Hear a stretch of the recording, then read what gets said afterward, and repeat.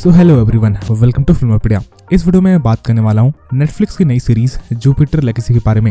इस वीडियो में मैं जुपिटर लेगेसी का रिव्यू करूंगा, इसके अलावा इसके एंडिंग के बारे में बात करूंगा।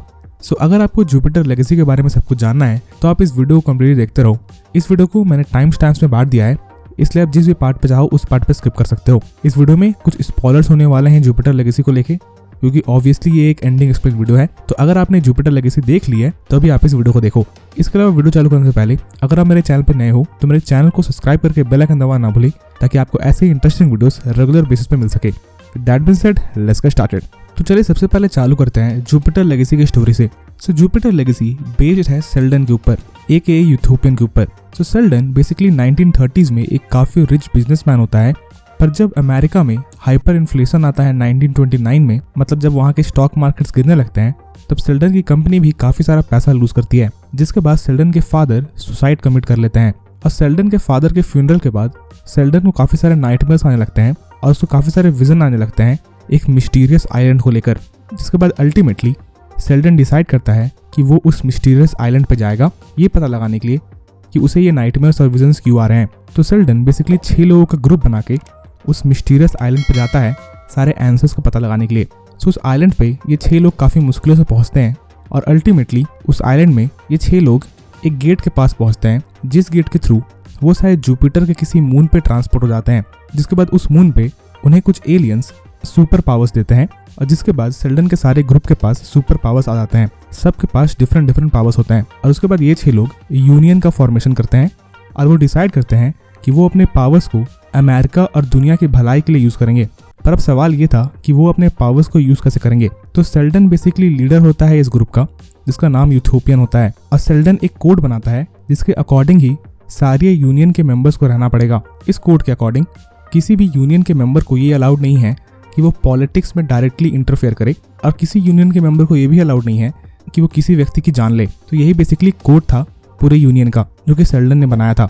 पर सेल्डन के ब्रदर यानी कि वॉल्टर को ये कोड बिल्कुल भी पसंद नहीं था।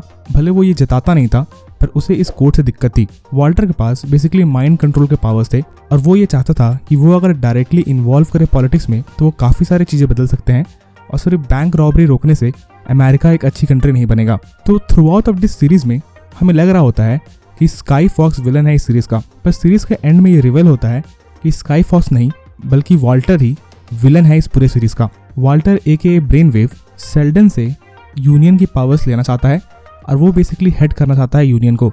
और इसीलिए वॉल्टर पूरे सीरीज में सेल्डन और ब्रैंडन के बीच में दरार डालने की कोशिश करता है। एपिसोड 1 में हम देखते हैं कि यूनियन के सारे लोग ब्लैक स्टार से लड़ाई करते हैं, जिस लड़ाई में 2 सुपर हीरोज मारे भी जाते हैं, और अल्टीमेटली अपने फादर को बचाने के लिए ब्लैक स्टार को ब्रैंडन मार डालता है। पर उसके फादर सेल्डन इस बात से खुश नहीं था, क्योंकि ब्रैंडन ने यूनियन के कोड को तोड़ा था।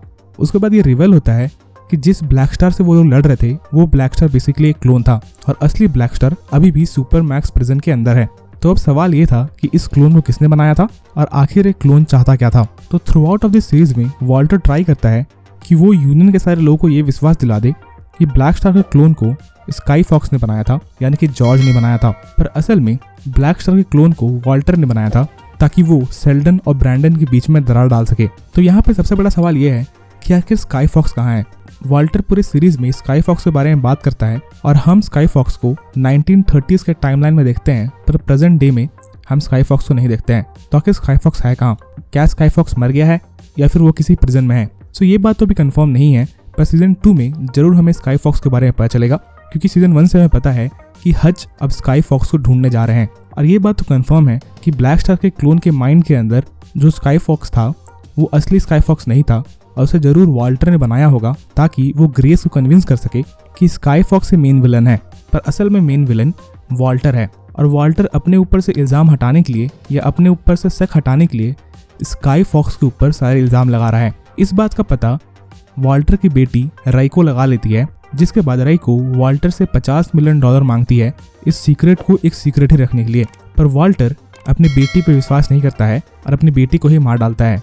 इससे हमें यह पता चलता है कि वॉल्टर कितना ईविल हो सकता है, और वो अपने प्लान को पूरा करने के लिए कुछ भी कर सकता है। तो आखिर वॉल्टर का प्लान क्या है? सो वॉल्टर का अल्टीमेट प्लान ये है कि वो यूनियन का लीडर बन पाए, और ये वो आसानी से नहीं कर पाएगा, क्योंकि सेल्डन बहुत ही पावरफुल है और अगर उसे सेल्डन को हराना है तो उसे ब्रेंडन की हेल्प चाहिए। इसलिए वॉल्टर बेसिकली ब्रेंडन को मैनिपुलेट कर रहा है ताकि वो सेल्डन के अगेंस्ट जाए और सेल्डन को मार डाले, जिसके बाद अल्टीमेटली वो सेल्डन के थ्रू यूनियन को लीड करेगा। और एपिसोड 1 और एपिसोड 8 में जब सेल्डन और ब्रैंडन ब्लैक स्टार से लड़ते हैं तो ये साफ हो जाता है कि वॉल्टर उन दोनों के बीच में दरार डालने में कामयाब हो रहा है, क्योंकि एपिसोड 1 में हम देखते हैं कि ब्रैंडन बेसिकली कोड को तोड़ के ब्लैक स्टार के क्लोन को मार डालता है। पर जब सेल्डन की बारी आती है ब्लैक स्टार को मारने के लिए तब सेल्डन हेसिटेट करता है। मे बी वो कोड तोड़ के ब्लैक स्टार को अल्टीमेटली मार डालता, पर उससे पहले ही पेट्रा स्मॉल आके ब्रैंडन को बचा लेती है, जिसके बाद सेल्डन को कोड नहीं तोड़ना पड़ता है।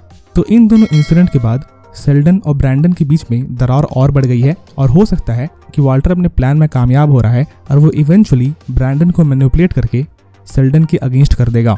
और इसी चीज को बेसिकली हमें सीजन 2 में दिखाया जाएगा। तो यही थी स्टोरी और एंडिंग जुपिटर लेगेसी की।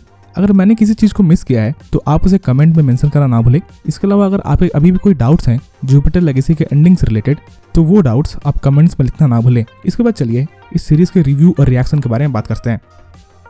तो मुझे पर्सनली ये सीरीज एवरेज लगी। ना ये सीरीज बहुत अच्छी है ना ये सीरीज बहुत खराब है। अगर इस सीरीज के कैरेक्टर्स के बारे में बात करें तो हर एक कैरेक्टर अच्छा है, पर जो यंगर जनरेशन ऑफ हीरोज हैं उनका कैरेक्टर्स मुझे ज़्यादा पसंद नहीं आया है। जैसे कि क्लोई और ब्रैंडन, इनका कैरेक्टर डेवलपमेंट अभी तक काफ़ी अच्छे से नहीं हुआ है। मे बी सीजन 2 में और अच्छे से हो, पर अभी मुझे ब्रैंडन और क्लोई का कैरेक्टर ज़्यादा पसंद नहीं आया है। पर दूसरी तरफ अगर बात करें हज की तो हज का कैरेक्टर काफ़ी अच्छा था। अब वो कैरेक्टर मुझे काफ़ी इंटरटेनिंग लगा।